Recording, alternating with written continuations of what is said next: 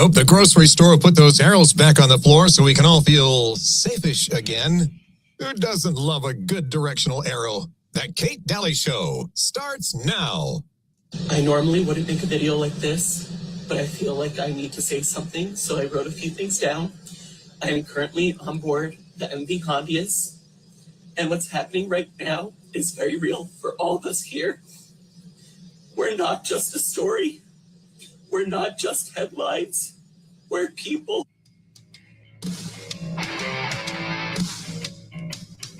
Okay. Well, sorry. So we're just people. It's not just a story. Yeah, it's not just a story. Okay. Well, what do you say to that? I think whenever I hear something like that, I'm always like, yeah, then it is a story. Then what you're saying really is a lie. Because normally when people do a post from a cruise ship, they don't normally say things like that. So it's not something that you would probably start out with.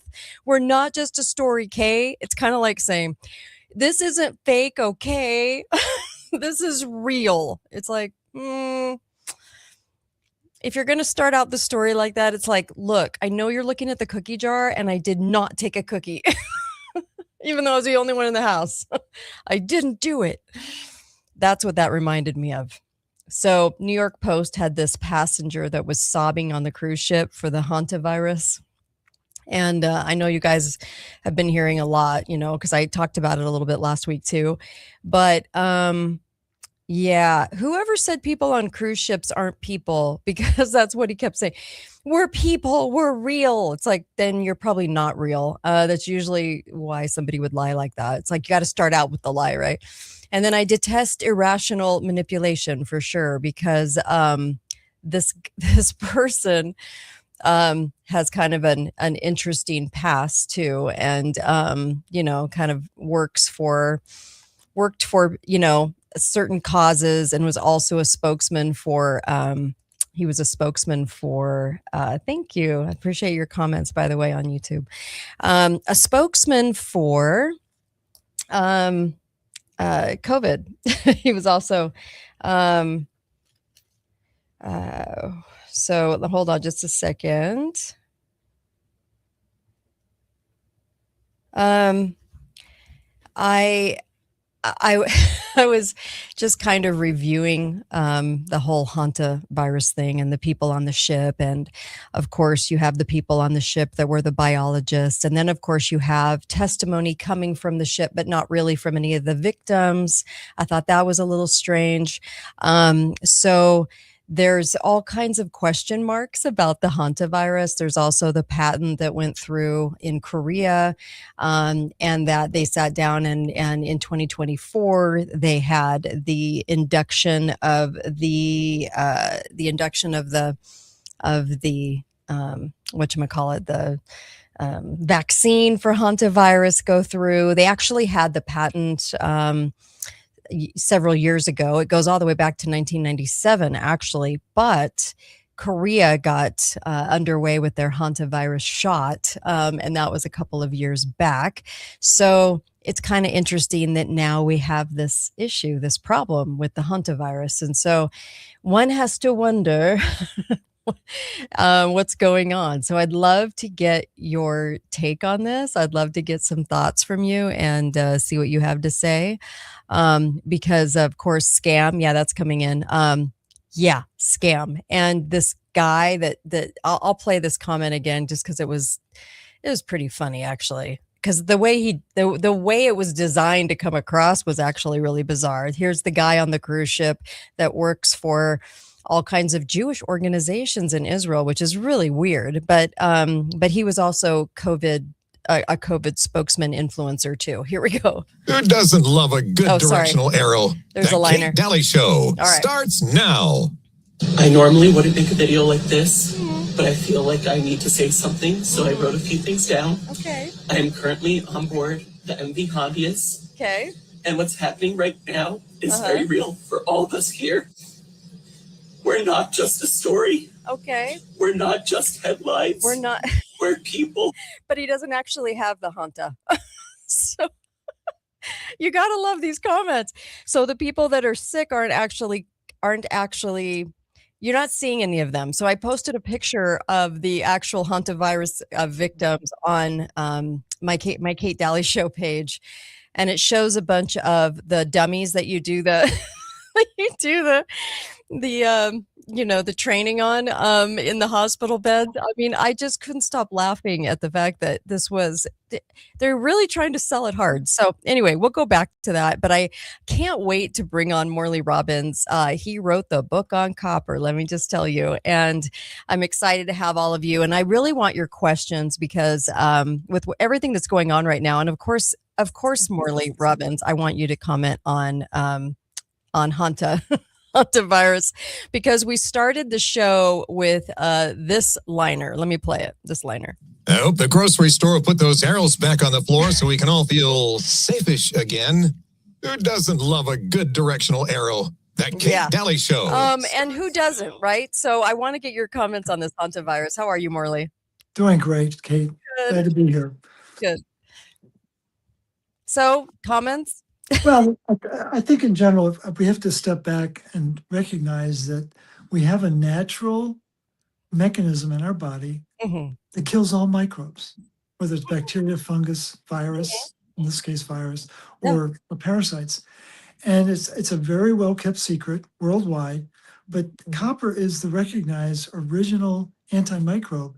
And so anytime people present with these very unusual viruses or parasitic infections, I know they're copper deficient.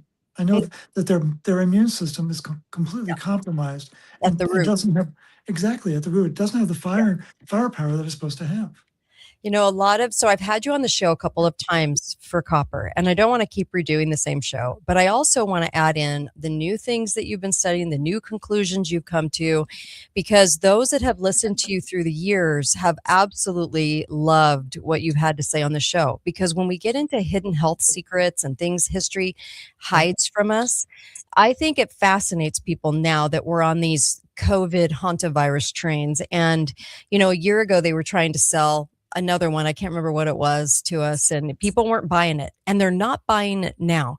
So I do find that interesting, because even my own kids were like, what's up with this one? And I'm like, go look at the comment boards, because when you see the comment boards, you're going to notice that everyone's like, yeah, BS, this is we're getting sold a box of rocks again, and they're lying again, and it's on a cruise ship, and you can't see the victims because they're all dressed in a suit that looks like it's from outer space, and they're acting like no one has an immune system. And I used to love the memes where the mask was laying on the ground, and and it would say your immune system fell, you know, your immune system's on the ground, pick it up. I used to love those memes because people didn't understand what an immune system was. So let's dial it back. Those that are new to the show, I want you to get a good understanding of what's happened over the last 100 years to our food supply and to all of the minerals, because if you're not taking minerals right now, you're going to be in trouble. So can you kind of dial it back and kind of show the hidden history that happened over the last 100 years? Yeah. How much time do we have? The short version, please. I know. So, there are three fields that have changed dramatically in the last 100 years. Okay. The fields of farming, food processing, and pharmaceuticals. Okay. And people don't know that those three fields are woven together. They're very, very much interrelated. And so the real change that took place in farming was after the First World War, when they introduced NPK, which was actually a munitions chemical. They said, oh, let's apply it as a fertilizer for the field, allegedly not knowing that it was going to block the uptake of copper in the root system by the plants that were supposed to be using that. The key to copper on the planet is it allows us to regulate iron and oxygen. Oxygen is the second most reactive element on the planet after fluorine gas. So you have fluorine gas, oxygen, and ozone. Those are the three most reactive elements, and they need to be properly regulated and managed. The other is iron is the number one element on planet Earth. Yeah. 36% of the Earth's composition is iron. It's the master pro-oxidant. That means it likes to create rust, especially in the presence of oxygen. And copper is unique in that it's the only element on the planet that can regulate oxygen and iron at the same time. Right. And not allow the rusting process to take place. So we recognize rust on the outside, rusty nail, rusty pipe, rusty car.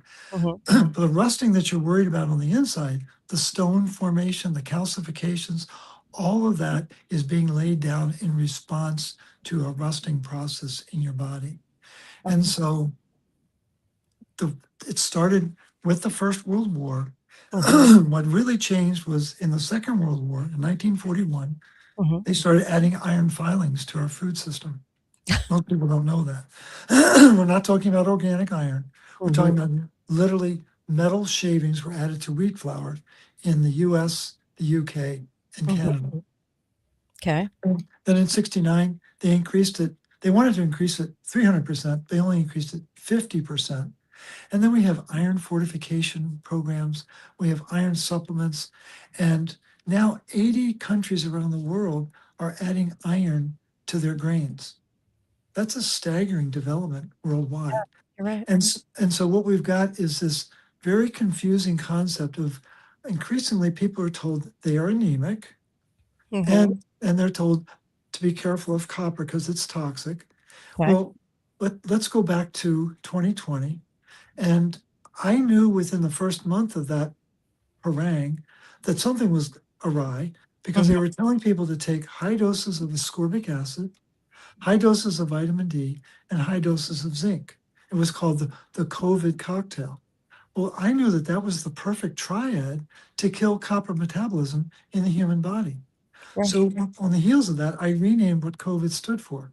COV stands for copper's vanished.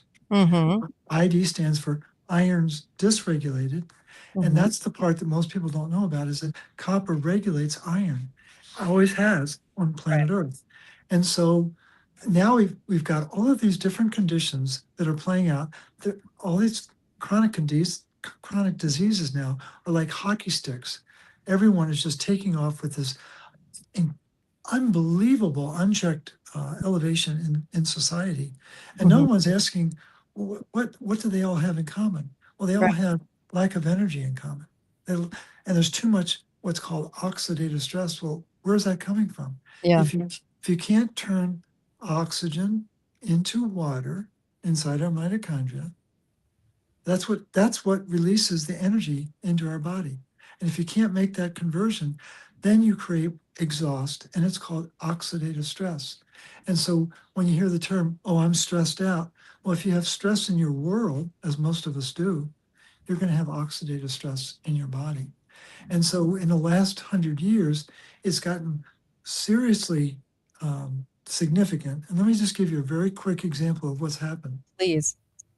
One of my colleagues is he likes to take old yearbooks from the USDA, United States Department of Agriculture, and find out what they're talking about as it relates to minerals.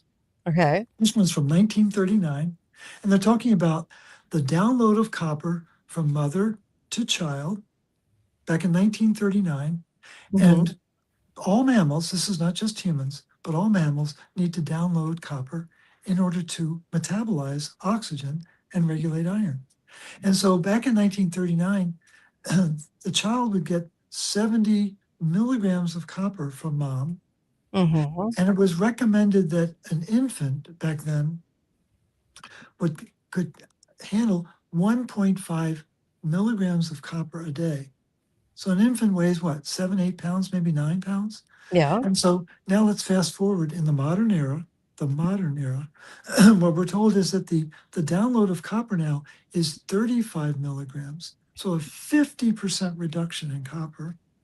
And we're told that an adult today only needs 0.9 milligrams of copper a day. When in fact, back in the 30s, when that book was written, it was 4 to 6 milligrams of copper. Wow. So what we've done within the root cause protocol is we've really identified the critical relationship between copper, iron, and oxygen is the origin of everyone's malaise and conditions. And it's this lack of energy that's really doing us in. And it's on biblical proportions now. And it's so significant that people don't recognize it. Right. Most of all, their doctor, because they don't teach doctors about minerals. It doesn't matter what paradigm, whether it's allopathic, osteopathic, chiropractic, they're not grounded in mineral metabolism and how that is what runs farming, and that's what runs the people who eat the product of farming. And so there's just been this massive decrease in the availability of these regulatory minerals, especially copper, but magnesium is right up there. And there are a handful of others, but those are the big two that we really put primary emphasis on. And then they also change. So what you were saying is they change the numbers to make it look as though you're fine.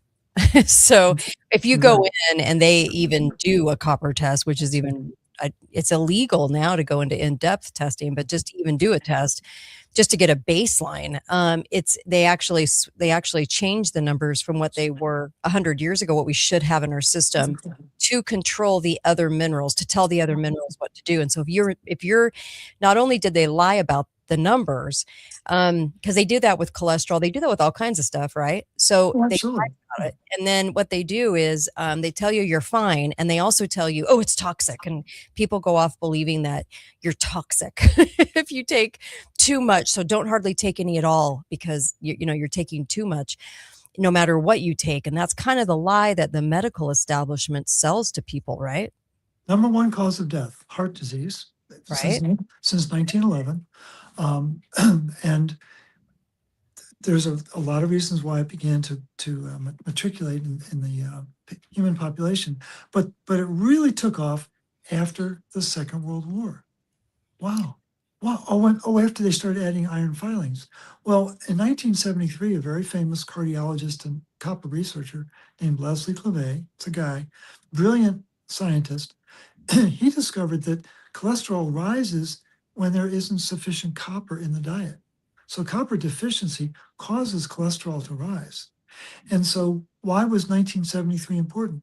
Because that's when they started the statin mill. That's when they started really working with statins. And for his findings back in 1973, for his findings to become science, one other lab needed to verify that he was right. Since 1973, over 30 labs have confirmed that Dr. Clavet was right. What's the number one selling product on planet Earth? Statins. We live in a very twisted world. Yeah, we do. We've been trained like circus bears to believe that cholesterol is a problem, when in fact, what causes all of this heart disease? Excess iron. It's absolutely an iron-driven process that creates chaos, creates rusting in the endothelial cells of our blood vessels, especially the arteries. And it's so well documented, but it's not well taught. That's the problem. The research is absolutely impeccable research, but there's a Chinese wall to get that research into the classroom, and it hasn't made it in yet.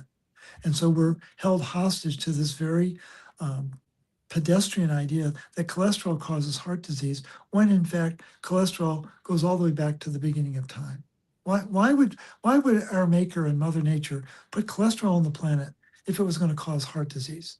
And all they've done is manipulated the facts to serve their needs. It really is. It really is amazing when you go back into the history of all of this, because obviously we weren't told any of this.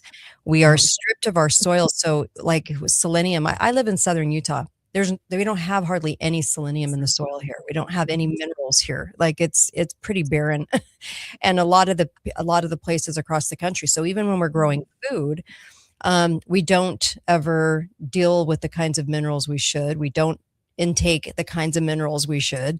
And so then we wonder why we have so much disease. And then on top of it, I think you have a vax program. We have a vax program that actually impedes the immune system. And so no wonder we're so ill all the time with all these weird new diseases that cropped up after they took the copper out of our food supply, right? And then the glyphosate kind of eats up the copper. Now, are you going to share with your audience your budding scientific skills of learning about this whole dynamic going back a century or more? Well, it's so crazy because Parkinson's and all of these different ataxias, and then of course ALS, all of these things were all coined at the same time, and they were all coined at the same time because it was the late 1800s, and Right. even though people actually really weren't dying of this, they weren't having major symptoms because at the time they didn't even have a case count, right? So what they tried to say was it was underreported, that people had ALS and all these things in the late 1800s, like 1869 in particular. But for some reason, okay, even though you didn't have all of these things cropping up, all these ataxias, and they all kind of work the same, right? They're kind of similar in what they do to the body, and it's a slow digression of motor skills and everything else. So what they did was Jean-Martin Charcot, right, French neurologist, and neurology wasn't even a thing, suddenly got the money in a department to then start naming illnesses. Well, how do you name an illness that's not even there? And so one of the ataxias, Friedreich's ataxia, was one scientist in Germany that at the same exact time, 1869, 1870, decided that there was this disease, and it was with 9 people in a small little village in Germany. So you really had to know where this little village was. Hardly anybody lived there, but for some reason, 9 people had this debilitating, fatal disease, okay, in the family, grandparents, kids, and grandkids. And when you go back and you actually, so he names this ataxia, which is like an ALS, okay? He names this ataxia, and this is part of this neurological new development and department that's going strong and well-funded, but nobody can really figure out why, looking back. And all of a sudden, so these 9 people, and that was it. That was the only 9 people in the whole study. There wasn't anyone else, never anyone else after he named it. He named it after himself, Frederick.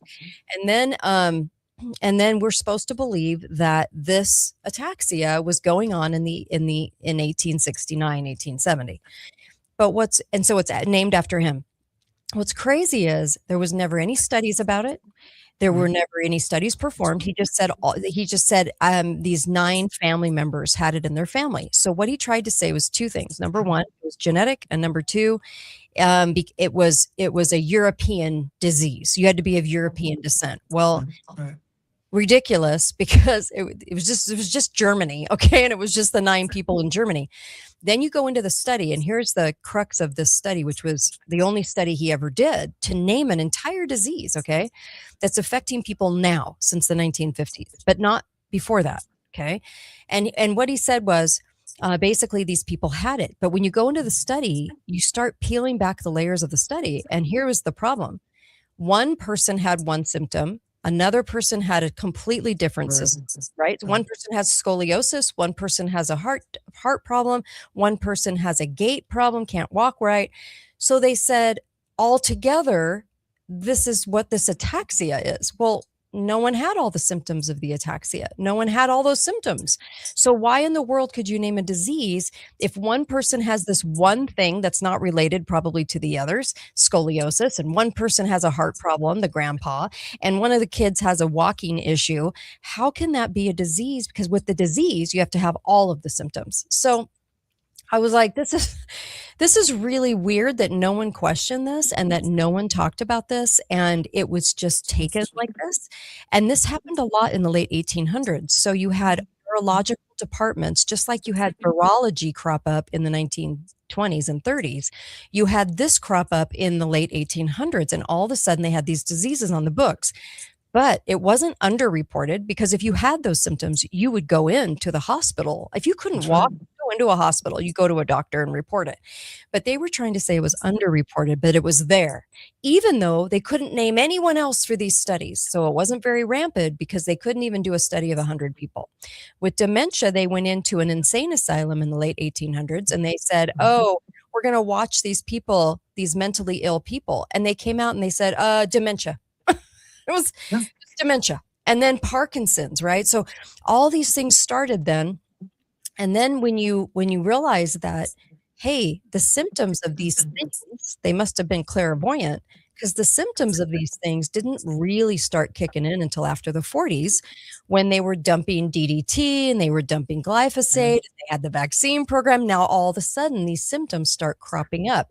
But it gave them plausible deniability, I think, that's my theory, is to name them in the late 1800s when no one had them, because they were using some arsenic, some different things back in the Sure. 1800s, right? And so you would have some symptoms come out of that, but not until all this kicked into gear. So it was really strange to go back and realize there really was no beginning of this, that they tried to make a beginning in the late 1800s of these diseases, but it didn't really fly. And I think that had they waited until after they introduced their vax program and after they introduced some of these other things, that DDT and so forth, we would probably connect the dots more, but we couldn't connect the dots because everyone goes, it's genetic. Now, I want to ask you about, after that long explanation, I want to ask you about everything being genetic, because when they say genetic, what they're trying to say is, don't study it. You're screwed. You're genetic. It's broken. You're broken. You're done. Talk to me about genetics when you hear that word. Absolutely, can't wait.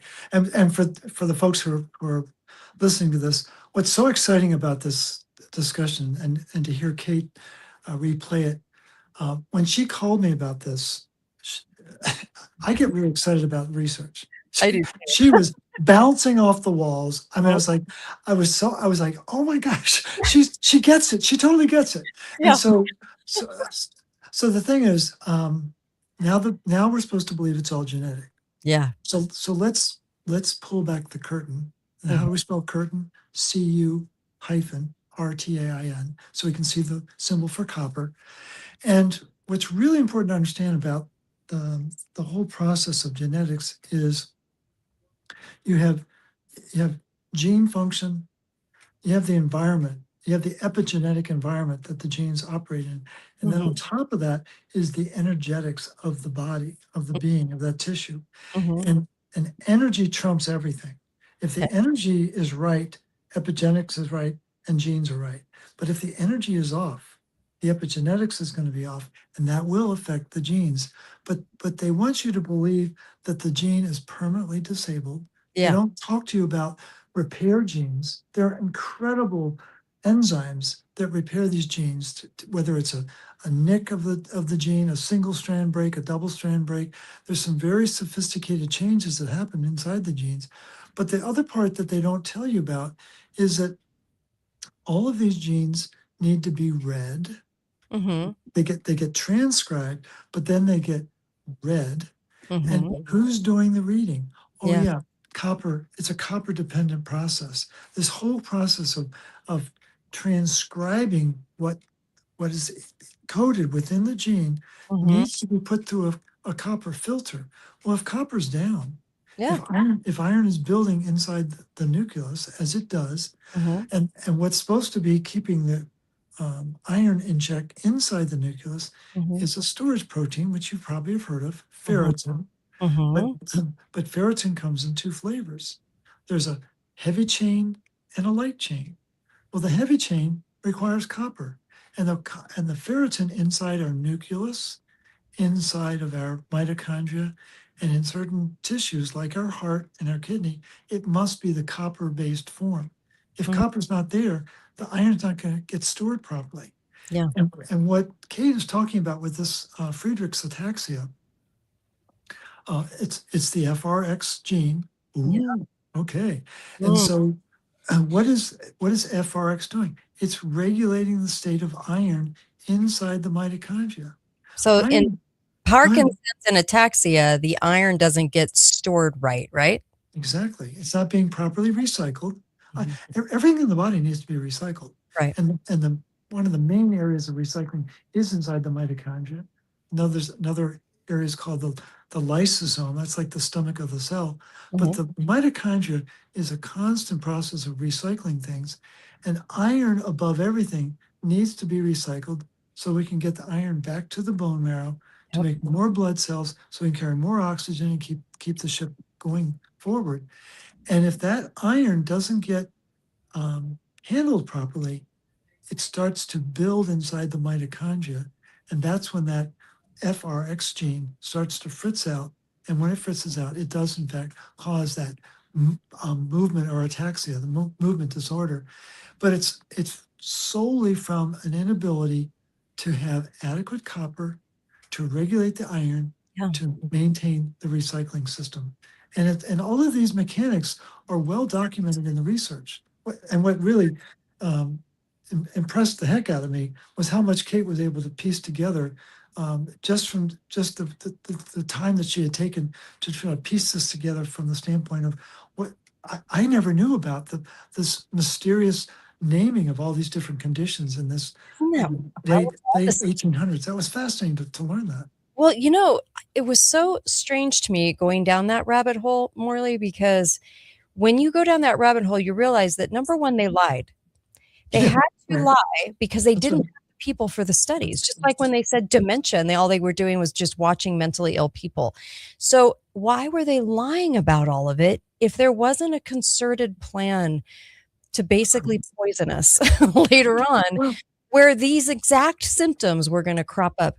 There had to have been some foreknowing of this, and why would you have to lie about a study? And why would you be able to name a disease after only watching a couple of people? Like, that doesn't, it makes zero sense, because they lied. So if they lied, then that means that there is another answer. That means that it's within the minerals, vitamins, and what's on this earth that could actually help us. So it isn't genetic. It isn't a lost cause. You can fight it. Well, let's go back 25 years before all this excitement. And we're talking about Louis Pasteur and his nemesis, Antoine Béchamp. So to create the right context, people have heard the name Louis Pasteur. Pasteurization comes from him. But you need to know his education. He got a PhD in a correspondence course in pharmacology, and he was debating with the most decorated scientist in Europe at that time, who had an MD degree, 2 PhDs, and had won more awards for his scientific discovery. And so we've got Antoine Béchamp arguing with the village idiot, and they're talking about the whole process of particle, the pathogen, versus the field, the tissue of the body. And what Pasteur was saying is that we've got to attack the pathogen. And Béchamp was saying, no, you don't understand. It's the field that's off. The energy field of the body is allowing this expression. We need to restore energy, is really what Béchamp was arguing for. And they got completely pushed aside because there was an agenda, as you're noting. Pasteur was part of that agenda. Pasteur was part of the moneyed interests were behind Pasteur, behind the village idiot. Yeah. And so he's been propped up for a long time as being, this great scientist, when in fact he was just following orders. Yeah. And the thing is, then you get into this period that Kate's talking about. It's absolutely fascinating, wanting us to believe in this gene theory. Yeah. Well, let me come forward to another lie that took place in the 1960s when the sugar lobby hired scientists from Harvard University to blame fat for heart disease because they knew it was being caused by too much sugar in the diet. And that's only come to light in the last 7 or 8 years. And that think about it, for 2 generations, we've been held hostage for fat causing heart disease, when in fact it's an excess of carbohydrates that's causing the problem. It was that was batting up the 1970s. Now you need to go low fat, right? Because everybody went low fat. It's almost like I told my husband the other day, I go, I want to put up a meme that says, how's that diet soda working for everybody? Exactly. Are we thin now? Because we're gobbling it up by the gallons. But it goes to that, right? So it's almost like it was just batting up. It was teeing up this new low fat but high sugar food, which screwed us all. Well, let me drill in on a study that I just came across a couple weeks ago that I think the listeners will be fascinated by this. Again, we've been trained to believe that genes are fixed in concrete. They're not. One of my mentors was an MD, PhD at NIH, who had a private meeting with Dr. Watson of Watson and Crick fame. But back in the early 80s, that was a big deal. And so Dr. Watson comes into the room and says, "So, what do you want to know?" And my mentor says, "Well, I really would like to learn more about the immutable, concrete-like nature of genes." So here's Dr. Watson, Nobel laureate. He bursts into belly laughter. He said, "Oh, Russ, that's for the little people. They're turning off and on all the time." So that's a really important thing to hear from the guy who got the Nobel for discovering the DNA helix. But let's come forward about 20 years, 1996. They were doing a study. They were looking at 5 genes, and they wanted to know, will the gene expression change if we restrict copper from the animal's diet? That's a fair question, because lack of copper in our diet is a stressor. It's one of the greatest stressors on planet Earth. Is if you don't have enough copper, you're going to have problems in your body. That's a guarantee. And so one of the genes they were looking at was this iron storage protein, ferritin. And when copper was taken out of the diet, the ferritin expression increased, which actually makes perfect sense. The body's going to guard that iron because the regulator is missing. The copper is the general, iron is the foot soldier. So if we don't have enough coppers and don't have enough generals, we're going to sequester and we're going to hide that iron from the biology of the body. But another gene I'd never heard of, I mean, there's how many? 20,000 genes, but this one is called Fetuin, Fetuin, and it produces a protein called Fetuin A. And I'd never heard of it. It's involved in the calcification of bone. But what they discovered is that when you withhold copper from the animal's diet, and that would be everyone listening to this show right now, unless you're pounding down the Recuperate or other products like that. But if you're in a copper deficient state, the expression of Fetuin is increasing. So there's an upregulation, is the term that's used. And so there's a 60% increase in Fetuin A. And what they discovered, this is really, I think this is one of the greatest finds I've ever come across. When Fetuin A rises, it inhibits the receptors. They're called tyrosine kinase receptors. And they're the guards that either allow insulin in or prevent insulin from getting in. And they need to be activated. The tyrosine kinase receptors need to be activated in order to allow the insulin in. Well, when Fetuin A is elevated, the receptors don't get activated. The insulin doesn't get in. And what they describe in the article is this is the metabolic origin of diabetes. Oh, wow. This is the metabolic origin of glucose intolerance and insulin resistance. And if there's anyone out there who has any kind of sugar issues, you know exactly what we're talking about right now. Interesting. And who's talking about copper deficiency being the cause of diabetes? No one except Kate and me. And so people need to understand that there is more to the story, that the phrase that I use, Kate, is we have been misled and we have been misfed. It's very hard for people to accept the fact that they're being lied to, even though that may in fact be true. But there's a misunderstanding out there, and people need to wake up and realize that there is more to the story. And I think it's important that this truther, Kate Dalley, is on top of it.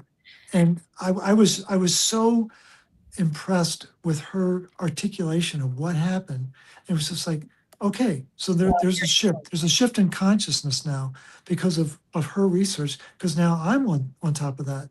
But the key is we've got to be more vigilant, and we've got to be more proactive in asking questions of our practitioners to say, could there be more to the story?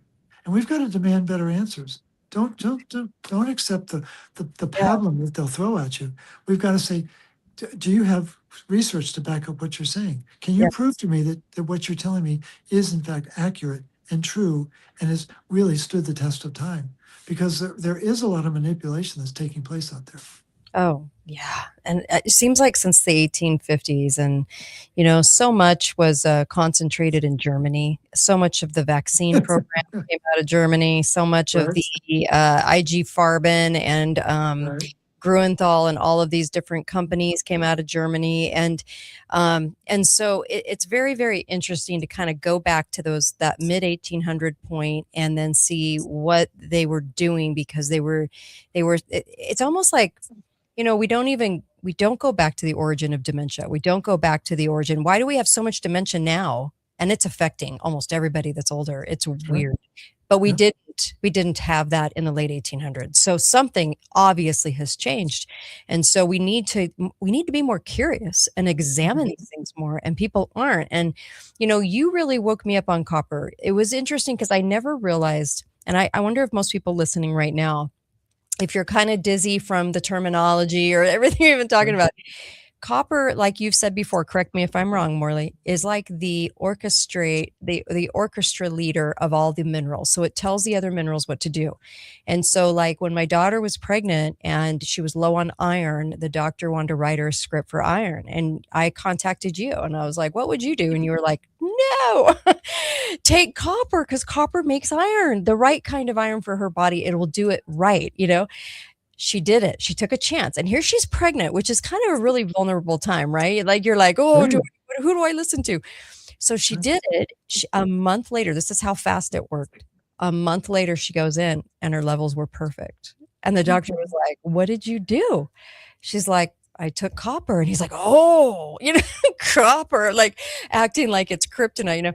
And she's like, yeah, and I feel great. And so I find it fascinating that we almost have to take a chance, because the medical cabal is always on one accord. And the only thing they want to write for you is some pharma script. And in this case, it was pharma iron. And honestly, you were like, that's one of the worst things you could do. Like, have her body make iron. And I applaud you for that, because all of this research has been helping so many people. Copper works really fast, doesn't it? It can. Very often it does. It doesn't, not 100% of the time, but usually the majority of the time, people Yeah. find out that once they've introduced that critical mineral, Right. the body wakes up and knows exactly what to do. I mean, I got a heart-wrenching call today from a father out in Pennsylvania about his 11-year-old daughter who was told she was anemic, so they were giving her blood transfusions for years, What? for 6+ years. Not iron infusions, but blood transfusions. Oh, no. And now she's 11 years old. The body has flipped, and now she's presenting with iron toxicity. And he called me up and said, "Can this be fixed?" I said, "Well, of course it can be fixed." But I said, "We got to get the doctor involved in this part. The doctor who was administering all those blood transfusions needs to understand that they overdid it." Yeah. And this idea that she was anemic was a misunderstanding, and a gross misunderstanding, because there isn't sufficient training in these practitioner programs to understand the regulation that copper has, especially over iron in our body. A lot Wow. of confusion out there. How much should somebody take? Now, I went with the formula at formulaiq.com. It's IQ formula. It's amazing. They have two different ones. They have Copper IQ, and then they have Recuperate Copper. And I take Recuperate Copper. And the directions are like, take 2 a day. And so how much should somebody be taking? And then also I'm getting some different questions. Number one, can it clear clogged arteries? Does it help with blood cancers and like leukemias, things like that? What are your thoughts on that too? So real quick, leukemia, just Google leukemia in quotes, and then after that in quotes, put copper deficiency, and your jaw is going to drop. The Oh, no. leukemias are all copper deficiency syndromes. As it relates to blocked arteries, what happens inside the body, the rusting process that we were chatting about at the beginning, is followed by the laying down of cement. Okay. And so there's a close relationship between iron and calcium. What started the process of, quote, heart disease, the hardening of the arteries, the breakdown of the pumping action of the heart, invariably is a buildup of iron. It's not being recycled properly. And when that gets to a point, then the body says, okay, we're going to lay cement down to patch up this mess that's taking place. Can that be reversed? Yes, it can be reversed. And there's celebrated cases of that taking place. The thing is, it's going to take some time though. And so the challenge that people have is they're going to be dancing in two worlds. Very likely they're taking medication from their conventional doctor, and then they're going to put their toe in the natural world. And so that's going to take some delicate maneuvering on their part, because the doctor's not going to embrace an alternative approach. But as it relates to the whole concept of how much copper do we need, I go back to the studies I've seen from the 1930s, where the average American, I can't speak for Europe, here in America, the average American was getting between 4 and 6 milligrams of copper a day. 30 years later, in the 60s, it had dropped to 2 to 5 milligrams of copper. Not a big change, but a notable change. Lower, half. And now, 60 years after that, we're told that we can get by on 9/10 of 1 milligram, which is absolutely insufficient. And so when we inspired the design of Recuperate, the capsules have a guarantee of 2 milligrams of copper bisglycinate, along with the spirulina and the desiccated beef liver and the turmeric. And then it's really important that people know that if the starting point that Kate's talking about, it's a great starting point. 2 capsules a day. That way you're getting 4 milligrams. And take them with a meal, morning and evening. And I encourage people to experiment, to be thoughtful. But the thing is, I'm a guide. I know people like to think of me as a guru, but I'm just a guide. Well, you kind of are a guru in copper.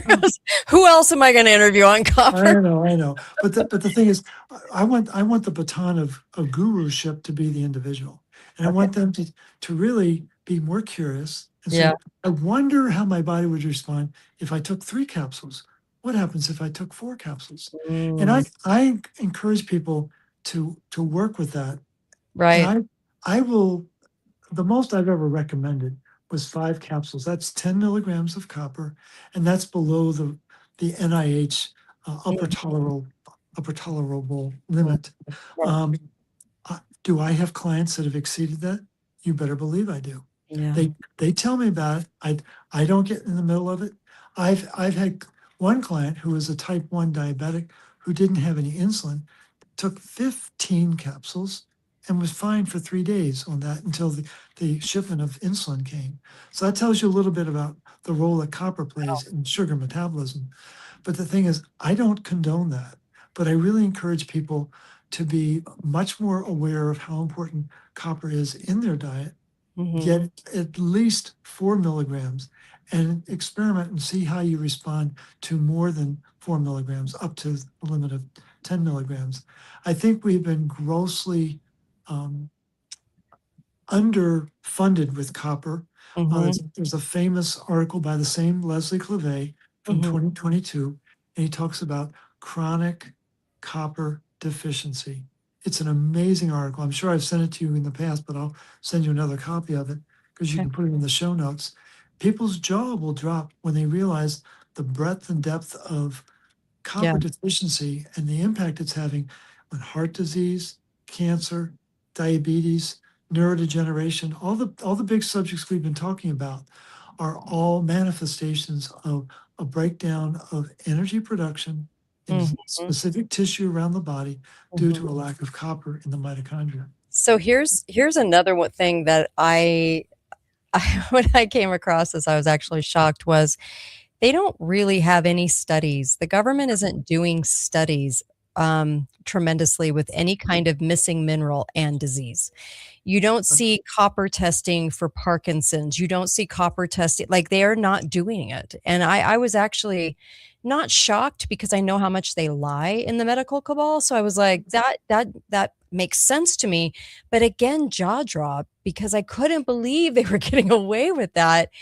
When you look at these minerals, and you think, well, what mineral is missing? Because I'm sure now you see any disease, you're like, well, what's missing? What is it, a parasite? And obviously it isn't what they tell us, so it has to be something else. And we have all these missing minerals. The other thing I wanted you to comment on too was that it's now illegal in how many countries to do in-depth copper testing? There's what are there 180 countries, 200 countries on the planet? I know of 5 where you can do proper copper testing, and Wow, United that should States. say volumes to people. Yeah, United States is not one of them, and so last summer we were on a trip to England and France, and we were coming back by way of Iceland. We had like 26 hours in Iceland. I was so excited because Iceland is one of those countries that allows No way. proper testing. Yeah. So Okay. I mean, as soon as we landed, I made a beeline to the hospital. Well, actually, it was the following morning, overnight, and so I was there at 7:30 in the morning, and the lab tech was like, "Oh," and she wanted to know why I was there, and I told her, and she said, "Okay, that's great. We'll be able to do that for you." I mean, my heart's like, boom, boom. Yeah, I can't believe this is going to happen. And so then it was finally my turn to get up to the right, desk, right. and she said, "So where's your order?" I said, "What?" You need an order? She said, "You need to have an order from an Icelandic speaking doctor in order What? to have the test done." I'm You're like, kidding. "No." Oh my gosh, I wouldn't have even thought of that. I thought you could just I suddenly felt like Lucy, pulling the ball away from Charlie Brown, who wants to kick it no. desperately. And so I couldn't have it done. But the thing is, this is the most basic test to tell us, is copper doing its job inside our body?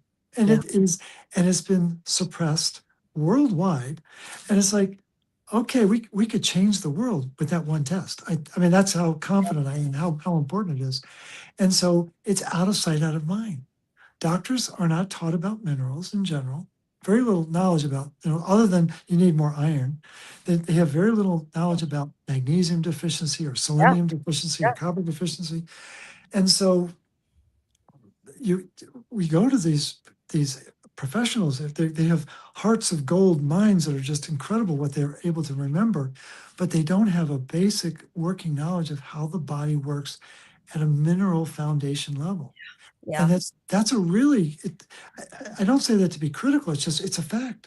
And It so is a people fact. need to understand that, to use an analogy that I think people can relate to, Mhm. I think that copper in our diet and what it does inside our body is like sunshine. And if I had another hour, I'd explain why. But just on face value, it is like the sunshine inside our body. Copper Mhm. has a magnetic attraction to Mhm. sunlight, which is really, really important to know. But the analogy I would introduce is that doctors are like farmers who don't believe in sunshine, who don't believe in photosynthesis. That's great. I love that explanation, by the way. And so it's just like we've got to understand that there is a blind spot in their training. These are incredibly talented people that have Mhm. been very carefully trained, but Yeah.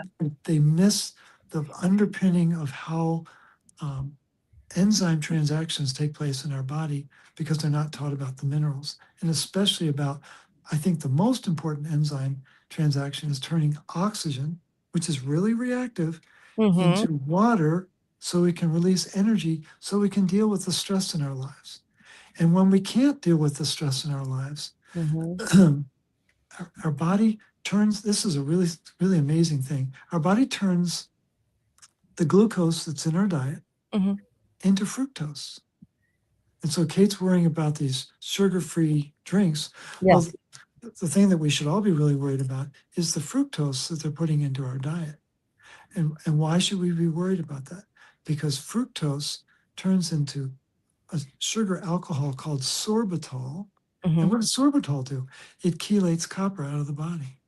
Oh my And gosh. So so, your soda is taking your copper out just as much as glyphosate is. absolutely. And it's like we So live in a very, very challenging world. And so we have this farming community relying on glyphosate, which is chelating copper at an outrageous rate. And we've got food processing where they're stripping the minerals out, but they're adding in fructose everywhere. They're adding iron in everywhere. yep. And it's like, it, people need to take more time to see, what are you actually eating? Do you recognize the ingredients? And if it doesn't read like a recipe, you shouldn't be eating it. And the words should not be complicated words. They should be really simple and basic. And so I think we've got to come up this learning curve to know what we're eating and to recognize this basic process that the body engages in response to stress. It's a really profound dynamic that it's buried in the literature. And I just happened upon it initially a couple of years ago, but I came back to it again just in the last month. And it's like, I completely forgot about the fructose. And it's like, it's such a manifestation of chronic stress and the way our body works in response to that stress. It's so true. If you want to get copper, by the way, you can take the one I've been taking since 2021, and it is at formulaiq.com. Formulaiq.com, and you get the Recuperate Copper. That's one I take. And then also Morley's book is Cure, C-U-R-E, like the elements, Cure the Fatigue, and you can grab that book. And it's crazy because I'm getting calls and messages about diabetes, and you mentioned glucose, and so there's more questions. And so it is odd that everything that the medical cabal does is to address the symptoms. So insulin, it addresses the symptoms, the immediate symptoms of diabetes, and never goes after the root. Chemo kills all your good stuff, never goes after the root of the cancer, really, and what caused it, right? And so it's kind of interesting that everything that they position themselves in is basically about the symptoms. So people are asking on here, what do you do if you just went in and they're saying you're pre-diabetic? What would you do, Morley? I'm not saying give medical advice. You know that. I'm just saying, what's your opinion? Just some basic facts. People should know what their blood sugar level is. They should know what their insulin level is, and they should know what their hemoglobin A1C is. Those are three basic numbers that I'm sure anyone who has any sugar issues is aware of that.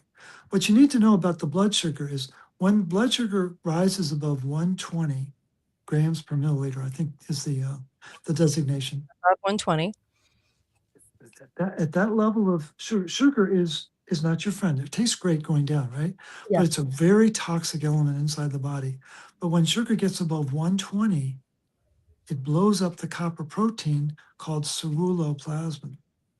And then when that protein blows up, and it will blow up, the copper becomes unbound from that protein. It's going to be bound up with something else. But the key is, what's the medication that's used in diabetes? The most prevalent is metformin. Guess what metformin is? It's a copper chelator. And so here we have this medication that's gobbling up the blown up copper, when in fact it's the lack of bioavailable copper that's creating the problem in the very beginning. And so what I think people need to do is they need to be really vigilant about, what is your iron status? When was the last time you donated iron? Are you on top of the different iron markers, and are they within range? But do you have any idea what your copper status is? Have you ever had your copper level tested? Have you ever had the protein ceruloplasmin? There's a mouthful. It's a very important protein in our body that no one knows about. But that ratio of copper to ceruloplasmin is really, really key. And when the copper starts to rise and the ratio gets above 3.33, you're going to have blood sugar issues. It's axiomatic. It's just the way the body's wired. And so I think you have to be mindful of your intake, not just of sugar. You got to be mindful of your intake of saturated fat. And I'm a huge Weston A. Pricer, ancestral diet. I know how important saturated fat is. Butter is good, right? But you've got to be able to metabolize that saturated fat. Because if you don't metabolize that saturated fat, guess who takes it on the chin? That phenytoin gene again. It starts to upregulate, and you're going to have more issues with getting glucose and getting insulin into the cell to metabolize it. And so the issue is, you've got to have a really clean diet. Exercise is going to be very important. You don't have to run marathons. Just movement in general is going to be very important, especially after you eat. A wonderful way to lower your blood sugar is to is walk for like 30 minutes after you have a meal. And it'll drop the blood sugar, and then you're not going to have the problem with the copper and the ceruloplasmin. And then I think you have to really take stock of the medications that you might be on. And is there opportunity for working with your doctor to begin to ease you off of some of that medication? I have a world-renowned scientist who invited me into his home with one express purpose. He was a diabetic, and he said, I wanted to know why am I here? I mean, it's a very impressive guy. He said, I want you to cure me of diabetes. Now, while I will not take credit, what I can tell you is that he now has his blood sugar is profoundly different than it used to be. He's off most of his medications. He takes between 6 and 8 Recuperate a day, and he feels great. He's my age. He said, I haven't felt like this in years. And the thing is, he said, the most terrifying part about diabetes is you feel like you have no control over your body. He said, Morley, you've given me control over my body. He said, I still have a blood sugar issue. He said, but I have such vitality now that I haven't had for most of my adult life. So it's a very correctable condition that doesn't require massive medication. It requires an understanding of how blood sugar gets cleared. It requires understanding the minerals, and it requires really being thoughtful about your diet and being mindful of the need for the exercise to lower the blood sugar in the body. And the test that they do is just not, they do like a baseline test, or what is the test we have in America? Because you can get a test, right, for copper, but it's not the in-depth stuff. So the test we can get for copper, there's 2 basic tests. There's serum copper, the copper that would be within the fluid that the red blood cells swim in. It's called serum. And then there's a test for the protein itself called ceruloplasmin. And so in the same way that there's a difference between height and IQ, there's a difference between ceruloplasmin and its enzyme expression called ferroxidase. So, Kate, how tall are you? I'm 5'6". Okay. Well, I'm 6 feet. So that means that I'm smarter than you, right? No, it doesn't mean that at all. Height has nothing to do with IQ. And so the test that we use in medicine to measure ceruloplasmin is measuring our height. But what we need to understand is the intelligence of that protein and its enzyme expression. And that is the test that's prohibited pretty much worldwide, except in five countries. And why would people do that if they weren't trying to hide something? Well, the glib response would be, there's no money in a healthy human. Yeah. And so, and you've seen the cartoon of the professor in medical school saying, a customer healed is a customer lost. Yes. And so, and that's supposed to be the first day of medical school. I mean, we can have fun with that. I don't know what the driver is behind it. I mean, we can point fingers all day long. At the end of the day, we as individuals need to take responsibility. And we need to become the guru of our body and understand if we have these symptoms, what can we do? And I think the book that you've referenced, Kate, Cure Your Fatigue, is a great primer. The front half explains what's the problem. The back half explains how do we solve it. And it's a very prescriptive program that people all over the world are using now with a lot of success. And in fact, I should tell you some of the success real quick. We have 362 formal case studies. 38% have a complete elimination of their symptoms.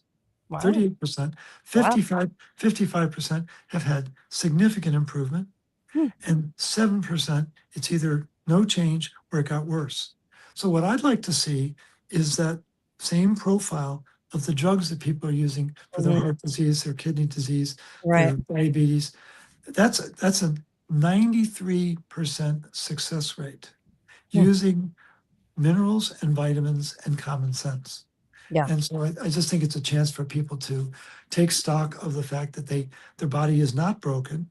It is out of balance. Mhm. And just do the basics to really understand how to bring the body back into balance. Can you go for a few more minutes? Sure, Okay. absolutely. Yeah. So oddly enough, when I looked up, because you have to ask the question in order to actually get a good answer.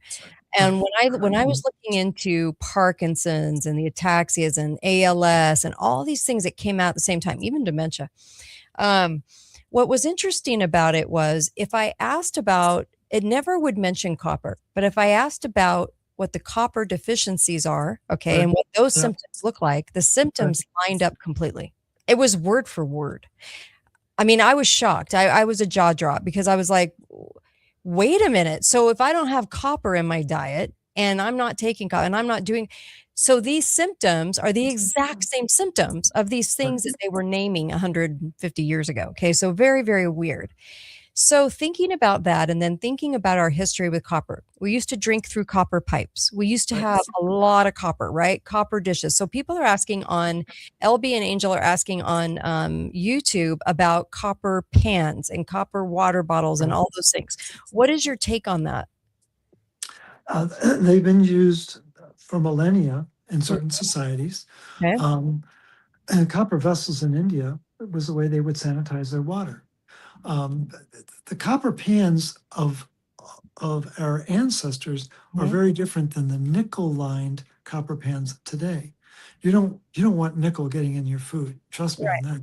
Yeah. And so the caution is you're not going to get physiological doses of copper using a copper vessel. They're great. They're wonderful. They're wonderful antibiotics or Mhm. microbial settings for water and foods and things like that. But we're at a point now in society where we have been deprived of these basic minerals because of changes in the farming and the food processing. And so we need to go back to the basics. And it isn't that the copper vessels, they're not going to do any harm, but they're not going to shift the frame of reference in the body. They're not going to make the material difference that's absolutely needed. And what's interesting is, to your point about AI, I've got some different definitions of what AI stands for. AI is always incomplete. Yes. It's always the iceberg. You're at the tip of the iceberg, and there's this huge mass that they're not telling you about. But it will always lead with iron. It will always defend iron. Yeah, you're right. And so a couple months ago, I was doing some research with a colleague of mine, and we were looking at the mechanism of iron overload and what it does to the body and the impact that it has. And there was a 10-step response to the question. But I knew from my prior research that copper was going to be intimately involved in many of those 10 steps. And so I got the answer back. We were using perplexity. And I said, what about copper? Where does copper fit into this paradigm? And this is the response, and I quote, "Oh, you know about copper. Oh, here's what I know about copper." And the answer changed completely based upon introducing copper into the equation. So what we've developed within the root cause protocol is an RCP constitution. And basically what it does is if you're going to work with AI to do any kind of research, you need that constitution, because what it's telling AI is, look, we know how important copper is to human physiology. Here's where it's essential. So when you do your search, build that into the focal point of your research so we get back a complete answer. And it's completely changed our research when we do that. Because most people don't have the reference of copper to even ask the question. So you'll never get a full answer is what you're saying. And that's what happened to me when I was like, well, wait, what happens if you don't have any copper? The exact same things that happen in these diseases that cropped up and right after they took it out of our food supply and our soils and all of those rich things that we used to eat. And so it really is amazing when you go back, because talk about well-laid plans. I mean, that's how I think Satan's really, really good at forecasting the future. Just doing his job, he's just following words. No, but it happened to me this morning. We were looking. I'm actually writing a book on the myth of copper toxicity to get people to realize there's more to the story. Yeah. And so, what's the one thing that we never talk about with copper toxicity? No one ever talks about biofunction. When in fact we're perfectly designed as a species to get rid of excess copper through our biofunction. And so I thought, oh well, this will be an easy AI query. What are the 10 things that cause a breakdown in biofunction? AI, always iron, and it was all the answers that came back. They all came back insane responses, and I went, "What about copper?" And the response was, "Oh yeah, well the whole biosynthesis of bile requires copper." Well, why didn't we lead with that? Why wasn't that the very first thing it said? Is you can't have good bile function to get rid of the excess copper that people are all worried about if you don't have copper. And so here's the twist. This is the most amazing thing. Okay. The book is The Myth of Copper Toxicity. Guess what causes the perception of copper toxicity? What? The lack of copper in your diet. Stop it. Are you serious? That's what they're saying. Toxicity. If you don't have it? Yeah, absolutely true, because the lack of copper in the diet leads to iron overload. Iron overload is creating the symptoms of copper toxicity, and no one's talking about biofunction. Amazing. And I was going to ask you too. That's amazing, actually, Morley.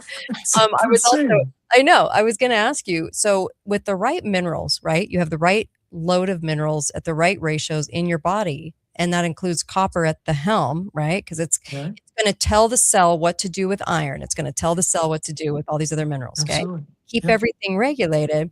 So that also controls the parasites, right? So if you have, there's some good parasites, I think, right? And then there's pretty nasty parasites. And parasites could be the cause of some disease. So those get out of control if your minerals are off, right? And then disease in general would get out of control, like leukemia, like you said. So you have different like blood cancer, like all these different cancers too that could get out of control if the minerals aren't balanced, right? So the root cause of cancer, what would you say? Root cause of cancer.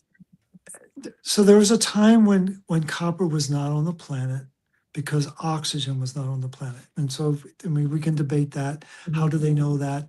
There's some really smart people out there. We can have a debate about what is time, how long is the year, things like that. But the fact of the matter is, according to these astrobiologists, there was a time that preceded oxygen. Okay. And when oxygen came on the scene, it changed the world, changed our physiology, and it required copper. Copper became essential in our physiology. Okay. Cancer, and as I've studied it, a wonderful book. If people are all readers, there's an amazing book about Otto Warburg. It's called Ravenous. It's the most amazing book about a world-renowned scientist, and his passion and study was around cancer. He was fascinated by it. But I think that, to me, what cancer represents is pre-copper, pre-ceruloplasmin physiology. And so what cancer really represents is it's an anaerobic, without oxygen form of metabolism. It's very inefficient.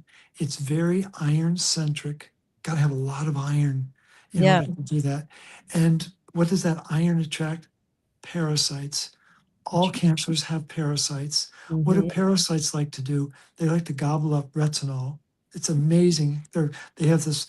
Everyone's been told that they have a ravenous diet of sugar. Well, what they also like is retinol. And you go back into the annals of time, 1920s, series of studies done back in the 20s, 25, 26, 27, where it was recognized that retinol deficiency causes cancer. And there's a very specific mechanism in the mitochondria where it happens. And it's only now being re-identified. A century later, people begin to realize that the real breakthrough therapy for cancer is iron chelation, get rid of the excess iron, and retinol therapy.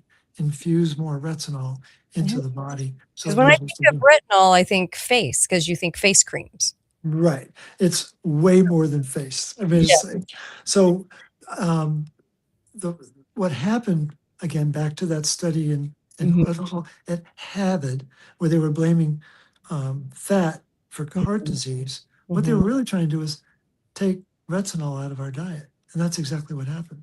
Back in the late 60s, early 70s, the American diet had sweeping changes in it. And there's a famous picture of Time magazine where you've got the bacon and eggs, but the bacon is a frown. And they're trying to get rid of all forms of fat. And when you take fat out, you're taking retinol out. Well, why is retinol so important? It's what allows copper to be so important and usable in our body. If we don't have retinol, we can't load the copper enzymes, and they can't function without copper. And so How do you get the retinol? you get it through beef liver. Uh-huh. You get it through grass-fed butter that you were talking about. You get it through yard eggs. Get it through grass-fed heavy cream. And what would be the other? Those are some of your biggest forms of retinol in the diet. Oh, and cod liver oil is probably the most effective. And so the company that sells the Recuperate also sells. Yes, I have it. I actually gave it to my son. I gave him a bottle of the cod liver because the cod liver is so important that there's a reason we used to take it all the time. There was a reason. And when we stopped doing that, man, we got very unhealthy, right? And so you're saying, look, you have these this proper nutrition. And when I meant good parasite, I just meant parasite that isn't as nasty as the ones causing brain. Right. I'm trying to think of a friendly parasite. I'm not sure there is something. I'm not sure either, but I mean, ones that aren't as nasty, I don't know, but they should all go. But it's amazing how your body feeds off of these. We're just missing all the master nutrients, and no wonder we're diseased. 1 in 2 gets cancer in their lifetime now. We have all these problems with all these chronic conditions, autoimmune, chronic fatigue. That happened after the vax program. We have like all of these like crazy things that happened after they started industrializing the food, taking out the natural fertilizers, putting in their chemical fertilizers, ruining the soil, and then making our food for us, and then taking out minerals and then adding stuff that would actually annihilate the minerals, right? Am I getting that right? No, you've got it down 100%. And the program started with Pasteur. Attack the guest, ignore the host. And what Deschamps was saying is, we've got to focus on the host. We've got to strengthen the host, strengthen the individual with their diet, with their stress management, with their exercise. And that got pushed aside back in the 1850s. And the electron microscopes came out and said, let's focus on the pathogens, the bacteria, the fungus, the virus, the parasites. And we've been trained to believe in disease when in fact it doesn't exist. The symptoms are real. I'm not denying that. Yeah. But stress is what causes mineral loss and mineral dysregulation. And when you have mineral dysregulation, you're going to have metabolic dysfunction. You're going to lose energy production. And once you lose energy production, you will get symptoms. The symptoms are very real. The terminology, the diabetes, the cancer, the whatever the word is that's used, that is a narrative. The underlying problem is all stress-induced metabolic dysfunction, and we can correct that. That's all very correctable. It's kind of like the word COVID, because the word COVID was just attached to a set of every single symptom, right, that used to cause what we call the flu. So it's all, and right now Hunta, because it's all the same symptoms. They just repackage it in different names. It's kind of like where you're going with that. Exactly. No, and it's just getting people to realize they're just moving our cheese again. That's all. Okay. And the thing is, the most important phrase I've ever read comes by way of William Shakespeare. All the world's a stage, and we are merely players. Yeah. And so there is a play, and there is a playwright, and there's 2 sides to that playwright. But the thing is, why are we here? We're here to learn our lessons. Yeah. And we're in the midst of a play, and we, at some level, we can't take this too seriously, because I think there's an operating system that we have no control over, but the operating system exists to create stress so we can learn our lessons. Yes. And the lesson that we're trying to teach people within the root cause protocol is you can deal with your stress. You can let go of the fear that's attached to that stress. But more importantly, you can take the right food, right focus of minerals and vitamins, and you can metabolize that stress, and you can go about learning your lessons. Because it's very hard to stay connected to your source if you're worrying about diabetes or cancer. I was just And going to what, say that. That's so funny that you said that. I was just going to yeah, say that. We're too no, preoccupied with all of our stuff that's going wrong with us because they said after 40 and 50, you fall apart, which is true because of the lack of minerals. Your body is sick of trying to shore you up when it can't do it anymore based on all the crap we eat and the million bags of Doritos and the diet soda, and the body's just like giving up, and so we accept the fact that we just fall apart. We don't even try to go really to a fix coffee, it. go to Yeah. a coffee shop or a restaurant and listen to what people talk about. They talk about their health all day long. Yes. We've Yeah. been conditioned to worry about our health, worry about doctor's visits. I mean, I sit in Starbucks and have for 17 years in the morning to do my research.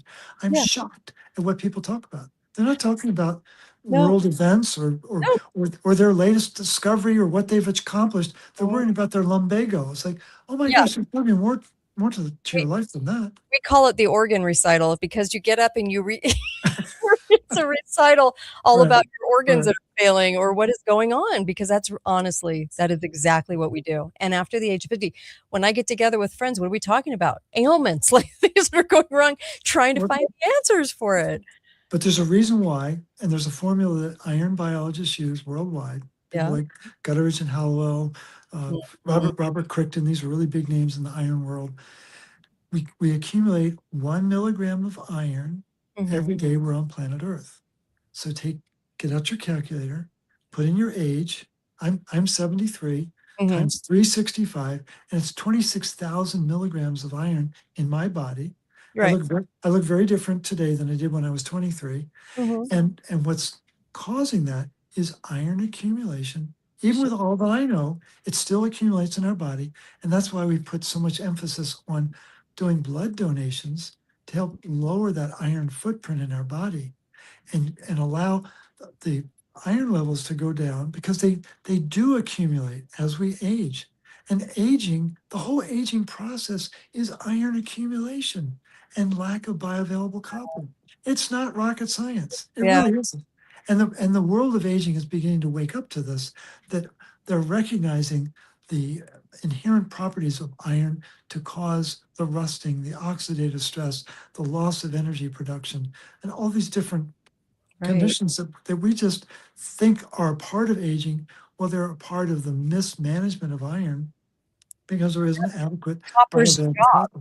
Copper's Exactly. job, again, is to regulate the iron, right, Absolutely. in the cells. Absolutely. So it wouldn't be building up if we had the right amount of copper, right? No, no. And the thing is, men are designed for 5,000 milligrams of iron. So I've got 26,000. Women are designed for 4,000. Well, you can do the math on your side, Yeah. Kate, and I'm sure you've got a multiple of 3 or 4 times the 4,000. And that's when the symptoms start to kick in your 50s. Mhm. There's a threshold of iron that's Yeah. accumulating, and no one's talking about it. Oh, it's the most amazing discovery, is to realize, wow, Yeah. the whole world is suffering from this, and no one's talking. There's a lot of research being done, Mhm. but it's not being openly presented to the public so The they can homework, prevent honestly, the it. homework for everybody should be whatever you're dealing with, because I assure you, you're dealing with something. I don't care what it is. You're dealing with something right now. If you're listening to this show, I doubt any of you are perfectly healthy right now because of what's in our system and what's being dropped on us and the toxins in our food and all the chemicals we digest. I promise you, not everything's okay. So if you took what's wrong with you and you actually introduced the word copper into that, right? You'd Right. probably be amazed at what came up, because you have to ask the right question actually to get the right answer. And we don't ask the right question. We leave that completely out. I can't even tell you how many doctors I've talked to that are going to medical school, they're graduated, and I mention the word copper and they know zero. That is the scare. That should scare everybody listening to the show right now. They know zero about it.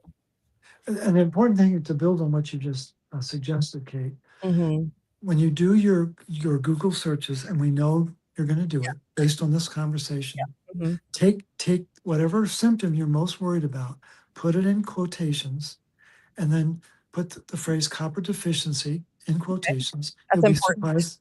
Yeah. You'll be surprised at what comes back. But there's three levels of copper deficiency. The base level is copper deficiency.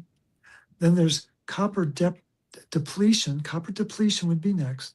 And then there's copper deprivation. We're not allowing any copper into this organism.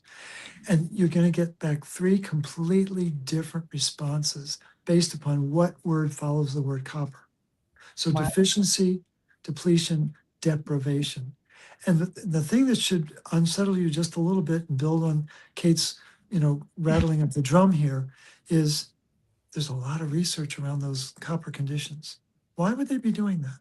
Why would they be doing all that research and not use it to instruct doctors about it? And doctors don't know about copper. They don't know about minerals in general.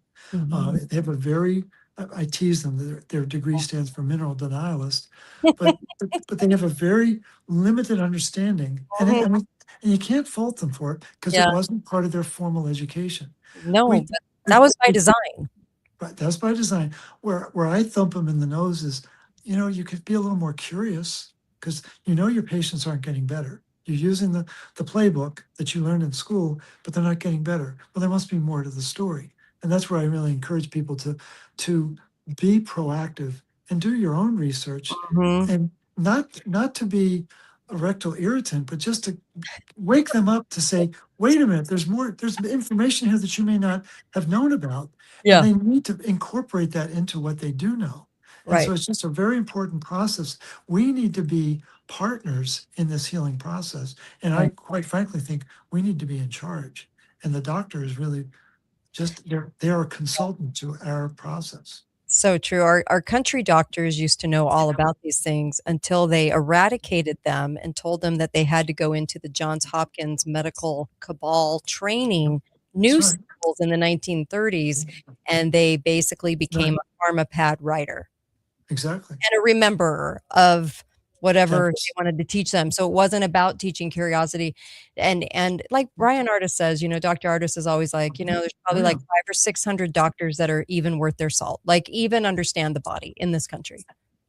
I think it's true. He would be one of them. But the question is not being asked. If someone's told, oh, your iron is low, you're anemic, or, oh, you have vitamin D deficiency, or, oh, you have diabetes. The question that needs to be asked across the board, why? Why do I have that? Why is my vitamin D low? Why is my iron low, doctor? Explain that to me. And that's where the whole system breaks down, because they don't know why. We know why within the root cause protocol, and that's why the book would be of value. But I think that question needs to be asked, and just sit quietly and wait for an answer. Don't take the dismissive, well, I don't know about that. No, say, I really want to understand what your understanding is of the problem. Why is my blood sugar at 140? What's causing that? And just really allow them to sit with that, because maybe that will spur them to be more curious, so that when the next patient asks that question, they'll be able to answer it.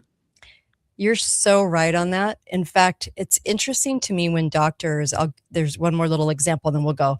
There's one more little example, and that is doctors will tell you, it's almost like they're speaking from a script. The polio vaccine saved people from polio. But they never ask, why did polio go through the roof? And that was DDT poisoning, because when they stopped spraying after Congress questioned them in 1952, 3 years later, the polio thing came out. Polio started giving people those symptoms of polio. Like Morley says, this is like names of things they're giving people for symptoms.